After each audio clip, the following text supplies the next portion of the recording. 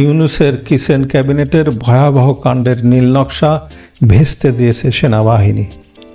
1971 সালের 14 ডিসেম্বরের মতো আবারও এক ভয়াবহ বুদ্ধিজীবী হত্যার ছক কষা হয়েছিল বাংলাদেশে। আর এই নীল নকশার পেছনের কারিগর ছিল খোদ ডক্টর ইউনূসের কিচেন ক্যাবিনেট। ছোট্ট এই ভিডিওটি সম্পূর্ণ দেখুন এবং চ্যানেলটি সাবস্ক্রাইব করে রাখুন। ক্ষমতা গ্রহণের মাত্র 2 মাসেই এই ভয়াবহ মাস্টার প্ল্যান করা হয়। টার্গেট ছিল 1000-এর বেশি সাংবাদিক, শিক্ষক ও সংস্কৃতিসেবীকে বাড়ি ও অফিস থেকে তুলে নিয়ে হত্যা করা।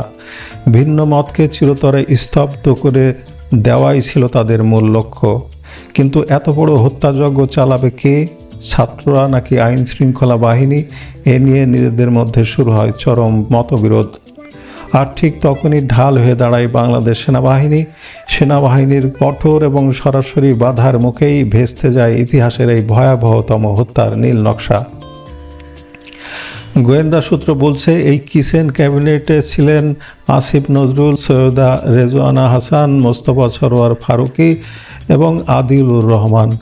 আর জানেন কি, এই নিষ্ঠুর পরিকল্পনার বিরোধিতা করার কারণেই তৎকালীন স্বরাষ্ট্র উপদেষ্টা ব্রিগেডিয়ার অবসরপ্রাপ্ত সাখাওয়াতকে সরিয়ে দেওয়া হয়েছিল। বিদেশে এই গণহত্যার পক্ষে ছাপায় গাওয়ার দায়িত্ব দেওয়া হয়েছিল গোলাম মর্তুজাকে। কিন্তু সত্যি কি আর চাপা থাকে?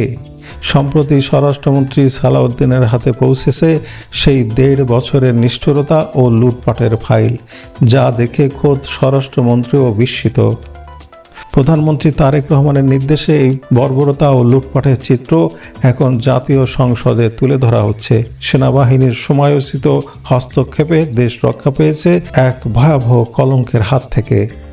এই ভয়ঙ্কর নীল নকশা সম্পর্কে আপনার মতামতকে কমেন্ট করে জানান আর ভিডিওটি শেয়ার করে সবাইকে সত্য জানার সুযোগ করে দিন।